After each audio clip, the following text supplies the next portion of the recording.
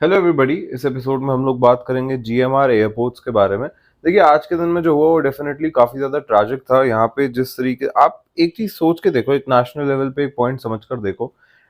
दिल्ली एक ऐसा एयरपोर्ट है जहाँ पे इतना हेवी ट्रैफिक आता है एंड कैपेसिटी भी बहुत अच्छी है।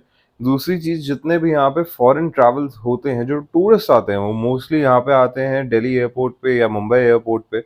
थर्ड थिंग, यहाँ पे एयरपोर्ट जैसी जगह पे एयरपोर्ट, आप एक चीज समझिए कि airport one of the most prestigious जगह होती है, जो हेवीली सेफ गार्डेड होती है, जिसके आसपास का इंफ्रास्ट्रक्चर इतने अच्छे तरीके से डेवलप किया जाता है। आप दिल्ली एयरपोर्ट जाएं, मुंबई एयरपोर्ट जाएं, आपको पहले रोड पे ही चलते जैसे आप चलेंगे आपको पता चलेगा कि यार हम एक अलग जगह पे आ गए। आप सोच कर देखो, वहां पे ऐसा कोई एक्सीडेंट होता है then it's deeply concerning, because आपको ये चीज समझनी पड़ेगी कि हम लोग यहाँ पे एक डेवलप्ड नेशन बनना चाह रहे हैं।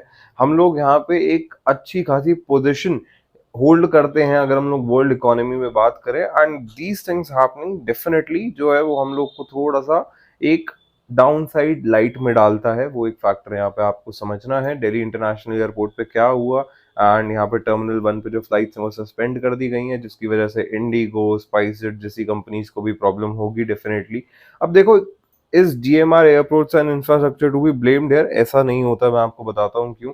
इस कंपनी का बिजनेस जो है ना वो मल्टीपल एस्पेक्ट्स में डिवाइडेड है। इसका बिजनेस है यहाँ पे डेवलपमेंट मेंटेनेंस के अंदर। अब देखो अल्टीमेटली क्या हुआ, किसकी वजह से वो स्ट्रक्चर इतना कमजोर हो गया। इनका काम है अगर मेंटेन करना, तो उन्होंने क्यों नहीं ध्यान दिया, ये सारी चीजें।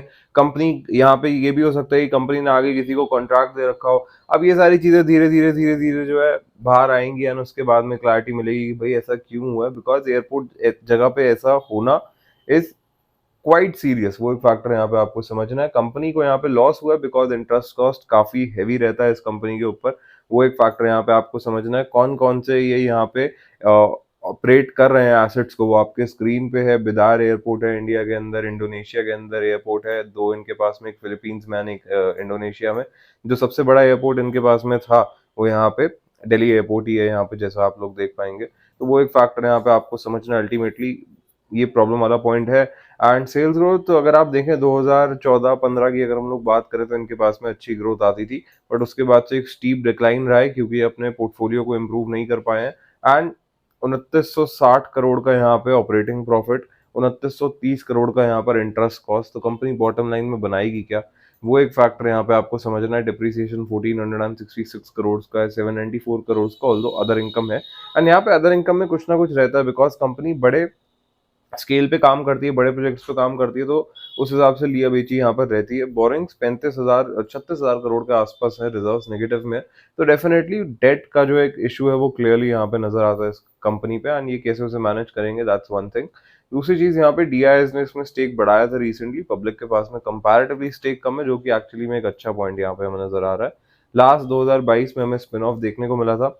जीएमआर इंफ्रा के चार्ट्स पे अगर हम लोग डिस्कशन करें, आज इनिशियली ब्रेकडाउन तो देखने को मिला, मगर उतना नहीं देखने को मिला जितना एक्सपेक्टेड था, जो कि एक्चुअली में एक अच्छा पॉइंट है। क्योंकि जैसा मैं आपके साथ में डिस्कस भी कर रहा था, बहुत सारी चीजें होती हैं कि एयरपोर्ट में आप सिर्फ एक कंपनी पे ये नहीं कह सकते कि इनकी वजह से गिर गया, तो ऐसा नहीं होता है। वो आपको इवेंचुअली पता चलेगा कि वहां पे किसकी जिम्मेदारी थी, एंड ये सारी चीजें अब चलती रहेंगी। बट ऐसा होना ही बहुत ज्यादा प्रॉब्लमेटिक है, वो एक फैक्टर है। ये एक बैंड है जहाँ पे स्टॉक ट्रेड कर रहा है, 92 पे एक सपोर्ट रीजन है। इसके नीचे निकलता है तो थोड़े से प्रॉब्लम्स रह सकते हैं। बाकी यहाँ तक पुल बैक भी आता है तो वो कंपैरेटिवली पॉसिबल है एंड प्लॉजिबल भी है एक्चुअली में, क्योंकि यहाँ पर जो इस समय सिनारियो बन रहा है वो कुछ ऐसा ही है जहाँ पे न्यूज के अंदर स्टॉक है, and not for the good reason. तो वो एक फैक्टर यहाँ पे आपको समझना है। Anyways, with that said, I really hope you guys like this one. पसंद आया लाइक शेयर सब्सक्राइब जरूर करना, and I will see you guys in the next one.